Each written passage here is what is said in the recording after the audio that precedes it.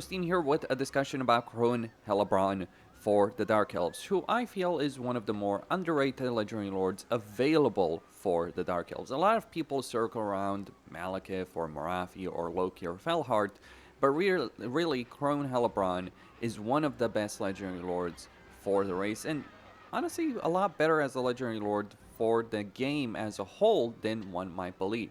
She is, however, part of a deeply unpopular DLC, and that's one of the things that does drag her down. But absolutely worth taking a look at in her campaign. Because let's take into consideration her starting situation, her faction effects, her lord effects, all the things that she has to work with. It's not going to be perfect, and it's kind of a bit ridiculous that your objective is to actually destroy Morathi. I suppose that makes sense. You are rivals with Morathi. But all the same, her campaign situation has a lot more capabilities than one might believe.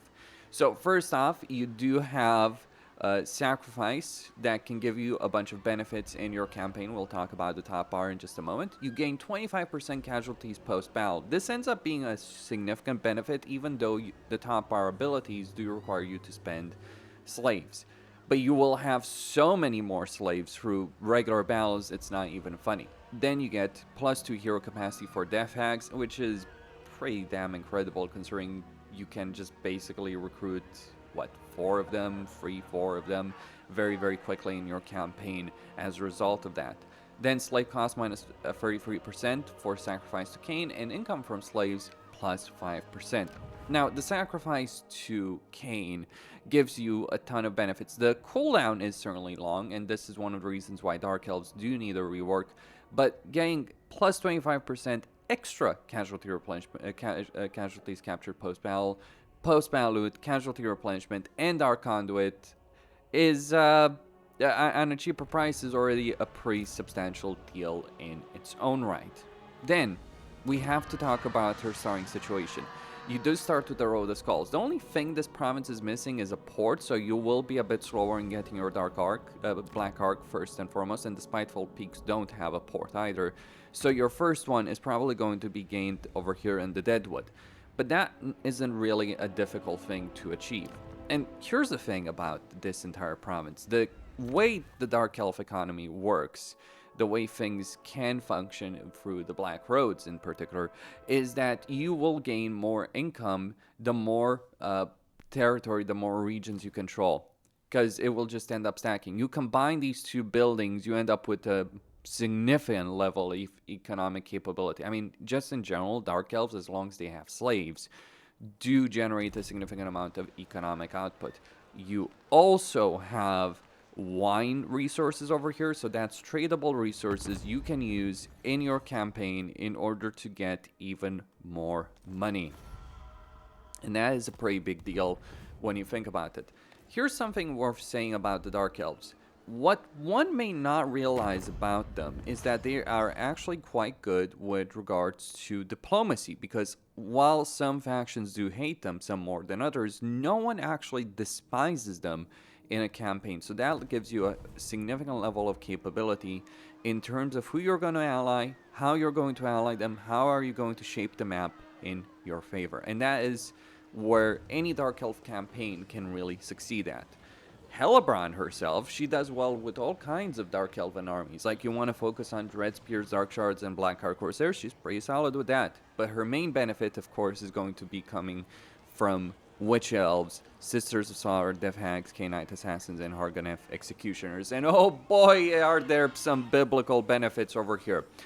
Your armies, when you're Blood Queen, so you need to try and maintain this top bar ability, but that's not really too difficult. You just need a certain number of slaves, but it does increase the cost. Keep in mind, just wait for it to degrade a bit before you use it constantly.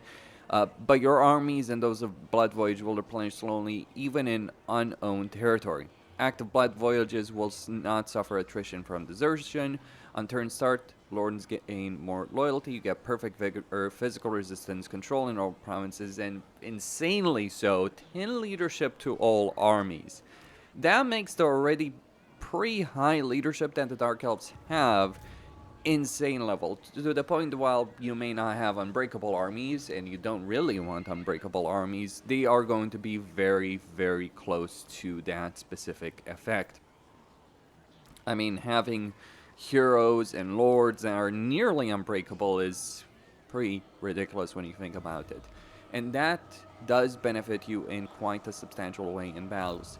It's not even so much of a case of having a glass cannon army, because that 20% physical resistance for Hellebron, Witch Elves, Sisters of Slaughters, and Death Hags and Canite Assassins does make her entire, those squishy units and heroes, that much more survivable. And Perfect Vigor is not something to sneeze at either in a campaign.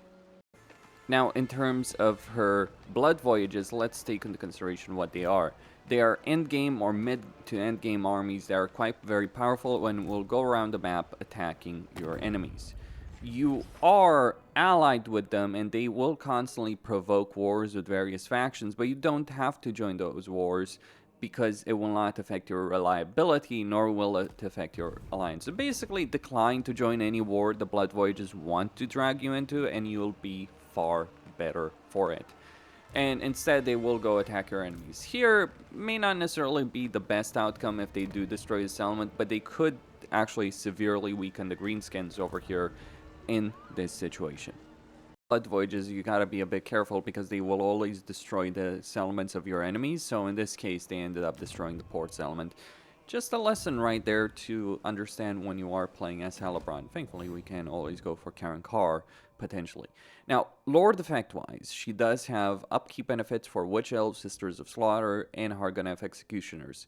Not necessarily the best units that you want to use, though keep in mind that physical resistance does make them substantially better, especially the Hargonef Executioners that she has access to, which is pretty damn solid. Missile resistance, physical resistance, Gaze of Cain, ability number usage. You might actually not want to put her on a Cauldron, by the way. She might be better on the Manticore and just in general. For a long time, if I'm not mistaken, Hellebron was actually really, really good as a multiplayer Legendary Lord in terms of PvP, not campaign PvP, just regular PvP. Melee defense, bonus to the infantry. Her entire skill line and her entire faction effect is dedicated towards just really making Hargonef Executioners, which are kind of questionable as a unit, but making them substantially better and that much deadlier. You get Witch Brew, you get the second Cauldron, the secrets of the Cauldron, all kinds of benefits. I mean, she is using lesser cauldrons. That's the reason why she has to constantly do this Death Knight in her campaign. But the benefits of the ritual she's going through are some things that don't necessarily need to be stated. Cost will increase, of course, of every ritual that you're doing, so keep that in mind, bear that in mind. It might be a bit of a slower start to a campaign, but once you do get going, once the show gets on the road, so to speak, there's no stopping it. That's a reality that one has to understand about Hellebron. Morathi has a better start, but Hellebron is just as deadly, if not even more so than Morathi. Think of it. Morathi is great from the magical standpoint. Hellebron actually gives you an endgame army and spawns endgame armies to help her out. It is that kind of level of capability. One could argue Malice Darkblade also does the same thing, but the difference between the two of them is that Hellebron actually has a better starting position and a better campaign dynamic than Malice Darkblade could ever do. It would be a different discussion if Malice Darkblade actually started with Hag Grief, but he doesn't start with Hag Grief, and that is one of the main limiting factors to take into consideration right there for that specific campaign. Hargonef may not necessarily be the most exciting settlement. It really should be a port from my perspective. Maybe started at tier 2 with a port. That would work much better out from my view, but it still gets the job done, and as long as it gets the job done, a campaign is pretty good. Slower build, potentially, but still, Dark Elves do excel in early game aggression, and there's very little that's holding her back, with the exception of just not having a major port within easy reach. Or at least one that doesn't require you to capture 2 entire provinces to get access to. That's probably her main downside. If she did have a port in her initial province, she would be substantially better. That's all I had to say on the subject. Costin here signing out, and I'll see you boys and girls on the next one. Stay tuned.